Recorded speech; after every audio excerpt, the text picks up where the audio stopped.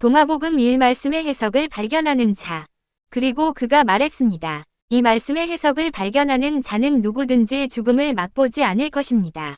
이 말을 누가 했느냐에 관하여는 번역자에 따라서 의견을 달리하고 있다.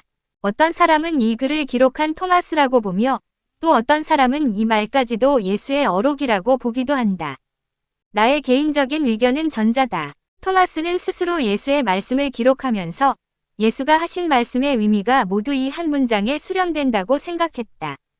종교는 결국 인간의 삶과 죽음에 관한 명상이며 궁극적으로는 인간이 죽음을 극복하는 데 의미가 있다고 본다. 예수의 모든 삶과 말씀은 모두 죽음을 넘어서는 데 주안점이 있다. 문제는 죽음을 맛보지 않는다는 말씀의 의미가 무엇이냐에 있을 것이다. 이 말의 의미를 육신적인 차원에 적용하여 우리의 이 육신이 천년 만년 이어지는 것으로 본다면 그것처럼 지겨운 일도 없을 것이고 따라서 이런 말씀은 차라리 그 해석을 모르는 게 나을 것이다. 요한이 기록한 예수의 말씀 가운데는 이런 얘기가 있다. 나를 믿는 자는 죽어도 살겠고 무릇 살아서 믿는 자는 영원히 죽지 아니하리라. 이런 얘기를 어떻게 육신적인 차원에만 적용할 수 있겠는가? 그렇다면 지난 2000년 동안 살아서 예수를 믿은 사람은 한 사람도 없다는 얘기가 되고 나아가 예수야말로 희대의 사기꾼에 불과한 것이다. 그러나 예수는 인간의 육신적 죽음을 죽음이라고 보지 않았다. 그는 인간의 육신적 죽음을 일러 잔다고 했다.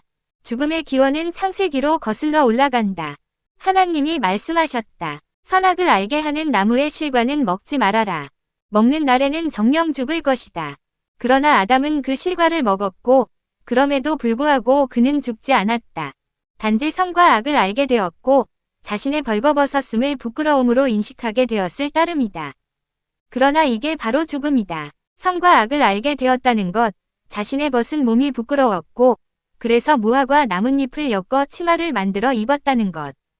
인간의 윤리는 생명을 거스르고 생명의 속성은 윤리를 아랑곳하지 않는다.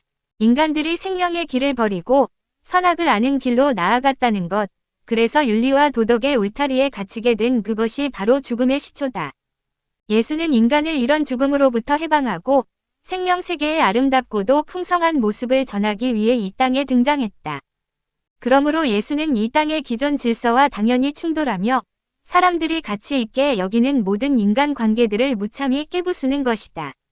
그리곤 말한다. 나를 믿어라. 그러면 죽지 않을 것이다. 동화복음서에는 유난히 단독자라는 용어가 많이 등장한다. 단독자는 관계 속에 존재하는 자가 아니다. 오로지 자신의 생명 안에서만 존재한다. 관계 속에 존재하는 인간은 절대 인간의 윤리를 벗어날 수 없다. 윤리란 인간 사이의 바른 관계에 대한 자리매김이기 때문이고 인간은 누구나 바르게 살아야 한다고 생각하기 때문이다. 그러나 예수는 자기 어머니를 향하여 이런 말을 한다. 여자여, 당신과 내가 무슨 상관이 있습니까?